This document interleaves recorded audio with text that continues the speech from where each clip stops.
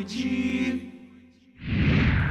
Fala galera, beleza? Tudo bem com vocês? Espero que esteja tudo bem, espero que vocês estejam aí nos seus estudos, né, nos seus textos, nas suas questões, enfim, né, se preparando bastante, né, e é claro, aproveitando o que a gente tem para te oferecer. E hoje a gente vai falar de um assunto aí novo, né, um assunto relacionado a migrações, né, processo de deslocamento de populações, né, deslocamento de pessoas ao longo do tempo, tá? Então, para a gente falar um pouquinho de migrações, a gente tem que ter alguns conceitos em mente, né? Então, até coloquei o seguinte, né? Que a gente, quando fala de tipos de migrações, a gente está lidando basicamente com uma mudança de local, mudança de endereço, né? Por quê? As pessoas, de um modo geral, elas têm um local fixo de residência, né? Um local onde elas vivem, né? Um local onde elas compartilham as suas tradições, enfim, mas, ocasionalmente, as pessoas podem buscar uma vida nova, né, de forma espontânea ou forçada, né? Então, isso é muito comum na história da humanidade, né? A gente tem até alguns períodos em que são registrados grandes deslocamentos populacionais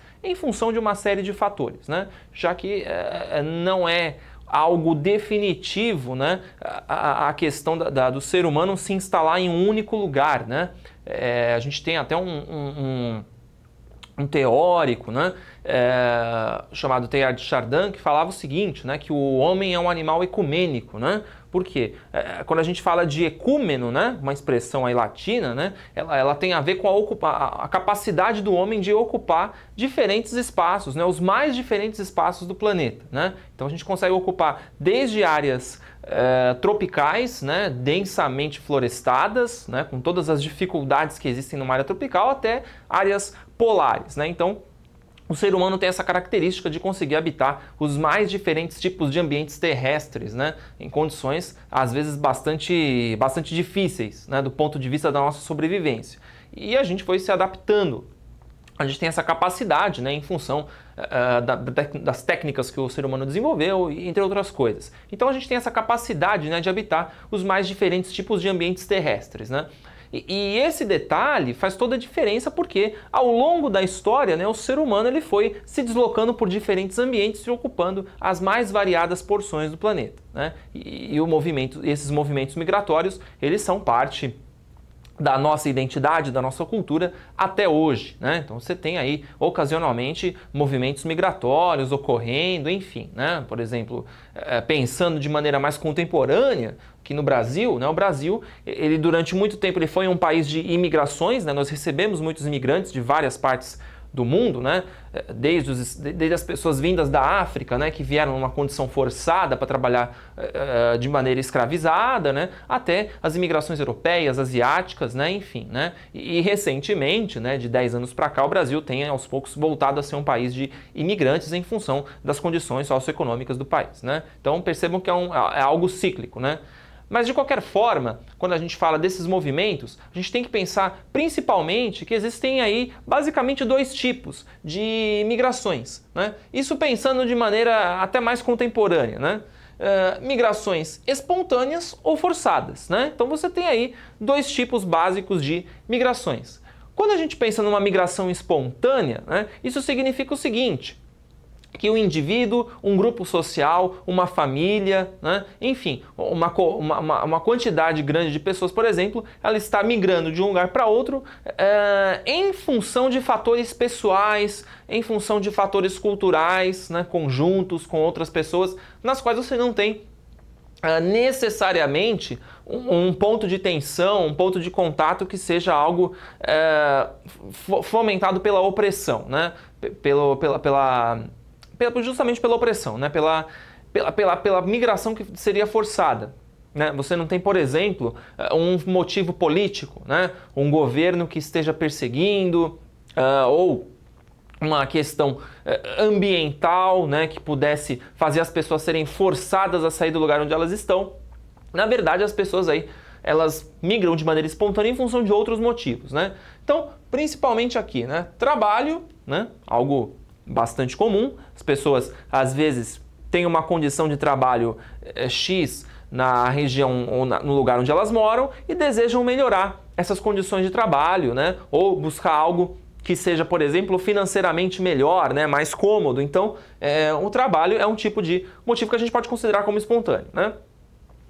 Questão das condições de vida também é um outro fator. Às vezes as pessoas podem querer uma qualidade de vida, um padrão de vida que seja considerado superior, né? Então, isso também vai um pouco das decisões individuais ou coletivas, né, de cada grupo social, daquilo que elas entendem como sendo uma qualidade de vida melhor, né? Então, isso é um conceito cultural, né? Então, isso vai variar de lugar para lugar, né? Mas, de uma forma geral, a busca de melhoria de condições de vida é um fator bastante importante nesse processo migratório.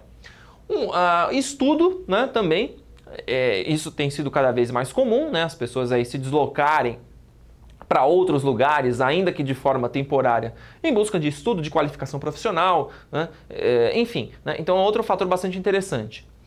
Saúde é um outro motivo, né? Algumas pessoas precisam mudar de um lugar para outro em função de questões relacionadas ao seu bem-estar pessoal, né? Não só em relação à qualidade de vida, mas em relação às vezes a problemas de saúde, né? E aí você pode ter envolvido fatores ambientais desfavoráveis, necessidade de tratamentos específicos, né? Hoje, por exemplo, a gente tem algo aí relacionado a isso, que é o chamado turismo hospitalar, né? Algo meio estranho, mas isso existe, né? Algumas cidades do mundo recebem uma quantidade de turistas, né, entre aspas, que na verdade eles estão ali para fazer tratamento. Né? São Paulo, por exemplo, aqui no caso do Brasil, é a principal área do Brasil pensando em turismo hospitalar, né? Não é o tipo de turismo que a gente gostaria, né, que a gente quer fazer. Mas isso é uma informação importante porque uma quantidade muito grande de pessoas se desloca em função da busca de tratamentos de saúde, né? E isso tem se tornado aí bastante comum, principalmente porque as grandes cidades, de um modo geral, oferecem mais alternativas de tratamentos, né? Principalmente quando são tratamentos muito complexos ou muito específicos, né? Onde você precisa de um especialista. Motivos políticos e culturais também podem fazer com que as pessoas ocasionalmente se desloquem de um lugar para outro, né? Não necessariamente motivos políticos ou culturais que sejam motivo de uma violência contra os valores pessoais, contra os valores étnicos, atentando contra a liberdade que a pessoa tem, né? Então, na verdade, isso é mais por uma questão de opção, aqui nesse caso. Então, por exemplo, em função de uma crise política, em função de uma questão de discordância, por exemplo, com a situação de um país, de uma região, a pessoa pode simplesmente optar por se autoexilar, né? Se a gente pudesse dizer assim, né? Decretar-se para si próprio, para a família, uma espécie de exílio e ir embora da região por discordar de alguma questão política, cultural, né? E aqui entrando num fator cultural, por exemplo, né? Posso citar a questão judaica, né? Na qual, quando o Estado de Israel foi fundado, lá no final dos anos 40, uma quantidade grande de pessoas, de judeus de várias partes do mundo, começou a migrar em função da criação desse novo Estado, né, do Estado de Israel, para a região onde o país foi fundado ali, onde hoje ele está, em Israel, no Oriente Médio, né, em função ali do movimento sionista, né, da fundação de uma nação de judeus. Né. Então, não necessariamente você tem ali, em todos os casos, fatores de perseguição política, né, excluindo as questões relacionadas à Segunda Guerra Mundial, né, mas você também tem pessoas vindas de outras partes do mundo que não necessariamente estavam em guerra, né, e que decidiram de forma espontânea ir para lá, né, uma parte da população pelo menos. Né. Então aí são alguns fatores favoráveis. Quando eu falo de fatores, eu falei favoráveis, né, espontâneos, né? E aqui no caso das migrações forçadas, aí sim você vai ter algum fator de opressão, né? Algum fator que atente contra as liberdades individuais, né, de uma pessoa, de um grupo, né, de uma família, de um coletivo, ou até mesmo contra a vida, né? Que aí é uma questão bastante séria. E às vezes até por políticas governamentais, a pessoa pode ser forçada a sair de uma determinada região, de um país, enfim. Eu listei alguns motivos, né? A violência ou os conflitos, não necessariamente, né, as guerras, né? Claro que as guerras são um fator importante nesse detalhe, né, das migrações forçadas, porque elas vão fazer com que as pessoas tenham que fugir para salvar a própria vida, né?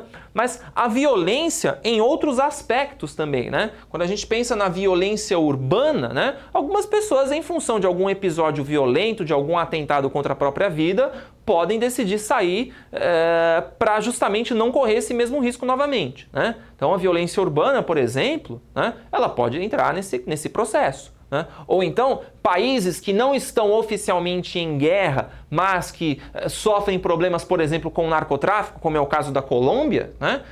A gente tem uma quantidade grande de colombianos que vêm para o Brasil buscar asilo político, buscar o exílio, né? Justamente porque elas têm sido perseguidas pelo narcotráfico na Colômbia. Então esse é um outro exemplo, né? E entre muitas outras coisas. Então percebam que a violência, nesse caso, não está associada só a conflitos, né? A guerras, mas também a outras formas de violência que podem acontecer, né? Um outro detalhe, o desemprego, né?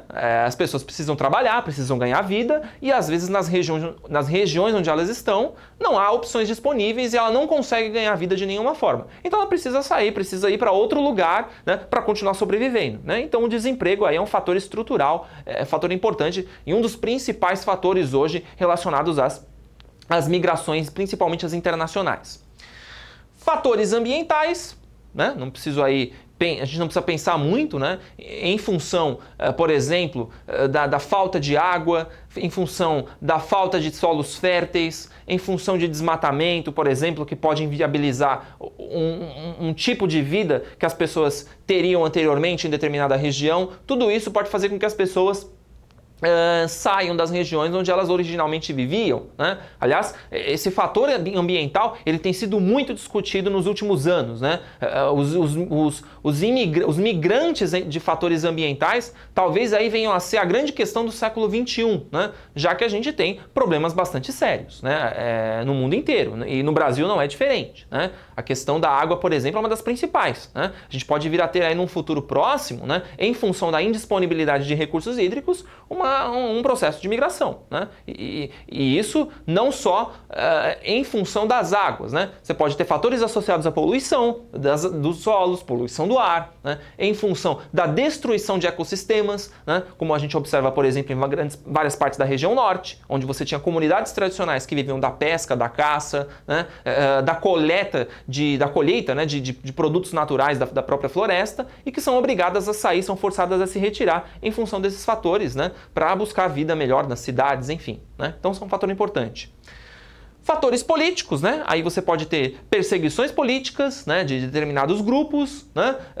Ditaduras, né, processos ditatoriais, né? São bastante, nesses processos ditatoriais são bastante comuns a saída de pessoas para outros países, como foi no Brasil nos anos 60 e 70. Muita gente teve que sair do Brasil para buscar refúgio em outras áreas e até para que nós não fossem perseguidas e mortas pela ditadura, como ocorreu com milhares e milhares de pessoas, né? E só agora isso está vindo à tona, né? A Comissão da Verdade, que está investigando justamente as mortes cometidas, né, e ocultadas em muitos dos cemitérios clandestinos que existem no Brasil, né? Um exemplo, em São Paulo, a gente tem em Perus um cemitério com milhares de corpos que foram colocados na indigência, que na verdade eram vítimas da ditadura e que foram ocultadas, né? Então, são fatores políticos importantes, como aconteceu em várias partes aqui da América Latina, né? E entre outras coisas, né? A gente pode ter aí perseguições políticas de todos os tipos, né? Não só no Brasil, mas em outras partes do mundo, como a gente teve.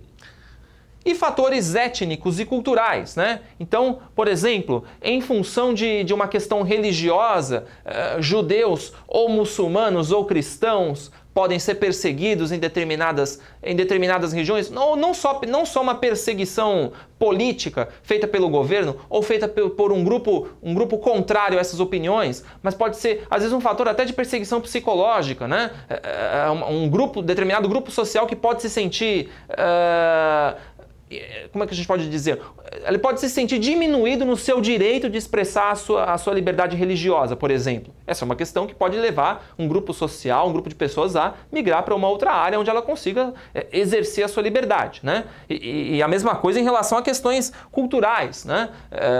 Você pode ter um país no qual por exemplo, o número de cristãos seja muito grande, né, como é o caso do Brasil, né, e algumas minorias às vezes podem se sentir diminuídas no seu exercício do direito religioso, enfim, né? Claro que no Brasil a gente não tem observado esse processo, né? Mas isso poderia ser uma questão importante, como é no Oriente Médio, por exemplo, né? Como é em algumas partes da África, né? Em função de fatores culturais ou de fatores religiosos, étnicos, as pessoas podem ser forçadas a sair, tá? Então, são alguns dos fatores, tanto forçados quanto espontâneos, em relação às migrações. E aí a gente tem algumas questões aqui que até se repetem um pouco, né? O que pode atrair ou repelir, entre aspas, os migrantes? Então, o que atrai, né? Eu falei para vocês, o emprego, eu já comentei, condições de vida também, e aqui políticas de Estado, né? Políticas de Estado, quando o Estado precisa de mão de obra, quando o Estado precisa ocupar determinadas regiões que são consideradas de baixa densidade demográfica, ou quando o Estado precisa de mão de obra de algum tipo, por exemplo, mão de obra altamente qualificada, isso pode fazer com que se atraiam imigrantes, né? Alguns países têm até essa política, né? O Canadá, a Alemanha, por exemplo, né? Que sempre estão buscando mão de obra altamente qualificada, né? Então eles buscam pessoas de várias partes do mundo, desde que tenham as qualificações necessárias, né? A gente até tem um nome para isso, né? Fuga de cérebros, né? Por exemplo, o Brasil, né? O governo brasileiro investe uma quantidade grande no estudo de algumas pessoas aqui, essas pessoas se formam, né? Elas têm uma qualificação, mas as condições salariais no Brasil não são compatíveis com a formação dessas pessoas e elas vão buscar, obviamente, melhores condições de trabalho em outros países, né? Então, esse é um dos exemplos. E o que repele imigrantes, né? Como eu já falei para vocês, conflitos, violência, né, de todos os tipos, o desemprego, as más condições de vida, questões étnicas, né? Um outro exemplo aqui que eu até citei é a xenofobia, né? O ódio ao estrangeiro, né? A gente tem alguns problemas em algumas partes do mundo relacionados à xenofobia, né? Até no Brasil a gente tem observado esse processo, né? Alguns grupos têm sido aí diminuídos e até sofrido agressões verbais ou até físicas em relação à sua origem, basicamente por conta da sua origem, né? Como tem ocorrido com alguns bolivianos em São Paulo, alguns grupos de africanos que estão vindo para o Brasil, né? Ou mesmo da América Central, como é o caso do Haiti, né? Que o Brasil tem sido o destino de muitos haitianos em função de todos os problemas que o país passou, em função dos terremotos, em função da crise política ali por volta de 2010, 2011, enfim. Então esse é um outro exemplo, né? A xenofobia, o ódio ao estrangeiro, esse é um problema muito sério, não só no Brasil, mas em várias partes do mundo. Agora eu vou apagar um pouquinho a lousa aqui para a gente poder falar da situação específica do Brasil em relação às migrações. Bom, a gente já viu um pouquinho sobre os tipos de migração, né? Tanto forçada quanto espontânea, né? Aliás, vários exemplos, né? E cabe a gente falar um pouquinho da situação aqui do Brasil, né? Em relação a tudo isso. Então, a primeira coisa que a gente tem que lembrar é que o Brasil teve, ao longo da sua história, uma série de fluxos migratórios, né? Já que, se a gente considerar o Brasil a partir do processo de colonização, né, que formou o Brasil como a gente conhece, então a gente acaba tendo que levar em consideração esses fluxos migratórios, todos que vieram lá desde 1532, né, quando Martim Afonso vem para São Vicente e funda lá o primeiro engenho de cana-de-açúcar no Brasil. Então, a gente vai tendo várias correntes, né? Claro, a primeira delas, né, a gente tem que pensar no caso dos portugueses, né, porque eram a colônia, a metrópole, né, e nós a colônia, então o primeiro grupo que vem para o Brasil, né? E esse processo vai perdurar praticamente durante toda a história do Brasil, até pelo menos recentemente, né? É só durante ali o final dos anos 60, começo dos anos 70, né, que o fluxo de portugueses para o Brasil diminui drasticamente, né? Porque aí realmente isso tem a ver um pouco com a entrada de Portugal na União Europeia, a melhoria das condições de vida, entre outras coisas, né? Mas, tradicionalmente, Portugal sempre foi um país que mandou muitos portugueses para cá. Então, o Brasil sempre recebeu uma quantidade grande de portugueses por razões históricas e culturais, né, óbvias, a língua, por exemplo. Mas vamos pegar aqui também um outro exemplo, né? Em alguns materiais, né, não se considera a vinda de pessoas da África como um processo de migração, né? mas ele, na verdade, é um processo de migração. Só que um processo de migração forçada, né? As pessoas eram escravizadas para serem trazidas para o Brasil como mão de obra para trabalhar na agricultura, na mineração, nos mais diferentes fins, né? E não dá para desconsiderar esse fato, né? Até porque a maior parte do nosso DNA, se é que a gente pode dizer dessa forma, né? É composta por pessoas que vieram de países do continente africano. Né? A gente, praticamente aí, segundo o último censo, mais de 50% da população, né, tem alguma raiz de ancestrais que viveram na África ao longo dos últimos séculos. Então, esse processo não pode ser desconsiderado. E um outro detalhe, né? Estima-se que tenham vindo pelo menos 10 milhões de pessoas para o Brasil na condição de escravos. Né? Então, esse detalhe é importantíssimo. Né? É um processo de migração forçada, como poucos que a gente viu na história da humanidade. Né? Então, você trouxe um fluxo gigantesco de pessoas, né, durante aí mais de 300, praticamente 400 anos, né, em condições de escravidão e que, na verdade, acabaram depois fazendo parte da nossa matriz étnica, cultural, né, entre outras coisas. Então, é importantíssimo pensar nesse processo de entrada de imigrantes forçados, né, nessa condição. Então, é um processo de migração, sim, só que de migração forçada. Né? E um processo que perdurou aí durante boa parte da nossa história. Né? A escravidão, infelizmente, faz parte aí de pelo menos 4/5 da nossa história. Né? Então, esse é um processo importante. Um outro detalhe aqui, em relação à Europa, né? Já que Portugal, um país europeu, né? Obviamente, os fluxos migratórios, essas correntes, entre as principais correntes, obviamente a de Portugal é a maior, né? Mas você tem outras correntes migratórias que vão começar a surgir no Brasil, principalmente a partir do século XIX, em função de fatores como a independência do Brasil, né? As mudanças políticas dentro da estrutura do novo governo, né? Agora independente, que vai começar a estimular a entrada de alguns grupos seletivos de imigrantes, né, em um determinado momento, e depois outros grupos vão acabar entrando. Então eu separei alguns dos principais grupos, né? Italianos, né? Não preciso nem falar muito, né? A entrada de italianos em algumas regiões do Brasil fez com que, inclusive, o número de imigrantes italianos superasse todos os outros grupos de imigrantes e até às vezes a própria população local, né? Um exemplo disso, né?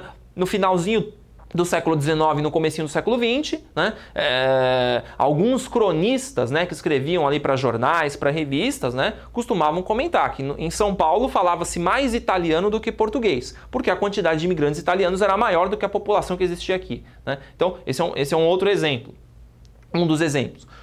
Grupos de espanhóis também, migrantes espanhóis que vieram para o Brasil, principalmente na segunda metade do século XIX, né, para trabalhar nas lavouras de café, mas muito mais no comércio e nas atividades urbanas. Alemães, né? No caso dos alemães, essa política de incentivo ela já vem desde da segunda metade do século XVIII, né? Quando os primeiros grupos tentam se estabelecer no Brasil, e ao longo do século XIX, né? Grupos de alemães que vêm para o Brasil para fundar colônias, né? Mais especificamente em estados do sul do Brasil, embora um dos primeiros exemplos tenha sido no Rio de Janeiro, né? Em Petrópolis. E japoneses, né? Aí pensando mais no século XX, né? Em função aí de uma série de fatores relacionados não só a acordos entre o governo do Brasil e do Japão, mas em função de fatores estruturais da economia japonesa, né? Relacionados à pobreza, à miséria, muitos japoneses vieram para o Brasil ao longo do século XX, né? Pensando mais na primeira metade do século XX, tá? Então são alguns dos principais grupos. E aí, pensando nas migrações mais recentes, a gente tem principalmente migrações da América Latina, dos nossos próprios vizinhos, né? E também de outras partes da Ásia, né? Coreanos, né? A gente tem uma grande comunidade coreana no Brasil, né? E aqui eu também poderia incluir, entre as migrações recentes, grupos de pessoas vindas da África também, né? É claro que se a gente pensar, a gente tem uma lacuna entre uma parte dos anos 70 até quase o começo dos anos 2000, né? Que é um período em que o Brasil passou por uma série de graves crises econômicas e o Brasil deixou de ser um país de imigrantes, né? Para ser um país de emigrantes, né? Um país que manda pessoas para fora, né? Em função de problemas econômicos e sociais estruturais, né? O Brasil deixou de ser atraente principalmente por questões de mão de obra, né? Então, mas de qualquer forma, esses aqui são alguns dos principais grupos que entraram no Brasil ao longo da sua história. E aí aqui eu fiz um outro detalhe, né? Falando do seguinte, algumas dessas migrações que vieram no Brasil faziam parte de políticas de Estado, né? Eu não vou entrar nesse detalhe porque em história vocês têm esses detalhes, né? Mas a gente tem que lembrar o seguinte, né? Que tanto projetos de colonização quanto atração de mão de obra e quanto acordos são fatores responsáveis, né, em grande parte pela entrada de imigrantes. Quando eu falo de projetos de colonização, um exemplo, durante o século XIX, né, o governo imperial criou estímulos, criou incentivos para que grupos de colonos viessem no Brasil fundar cidades, fundar propriedades rurais, fundar cooperativas agrícolas, né? E com isso trazer outros grupos de imigrantes. E aqui também tem um outro detalhe, né? É um processo de imigração seletiva, né? Durante uma parte do século XIX surgiram várias teorias a respeito da superioridade, teorias racialistas, né? Por exemplo, a respeito da superioridade racial ariana, da superioridade racial do branco. Então o governo buscava de uma certa forma um embranquecimento da população para superar aquele estigma escravista, né? Então, nesse sentido, os projetos de colonização também entraram, né? Busca de mão de obra para o café, né? Um outro exemplo. Com o fim da escravidão, você precisava de substituir a mão de obra. Não se preferiu utilizar a mão de obra escrava, né? Preferiu-se buscar na Europa a mão de obra. Então, tem aí um outro detalhe, também uma outra questão aí, em parte ligada também a essa questão racialista. E acordos governamentais, né? Por exemplo, o Brasil e o Japão fizeram um acordo justamente para que o Japão pudesse mandar pessoas que estavam passando por dificuldades econômicas e financeiras do Japão vindo tentar a vida no Brasil. Então, são alguns dos principais fatores. E lembrando, né, para a gente fechar a aula, o seguinte, que emigração é diferente de imigração, né? E aí entra um detalhe, tudo vai depender do ponto de vista de quem está analisando. Exemplo, né? Você, né, provavelmente, aí, não sei, vamos supor que você esteja no Brasil, né? Então, o ponto de vista de quem está analisando nesse momento é o seu. Então, quem está entrando no Brasil, né, para quem está entrando no Brasil, para você, essas pessoas são imigrantes, né? São pessoas que estão vindo de uma outra região e entrando no país ou na região onde você está.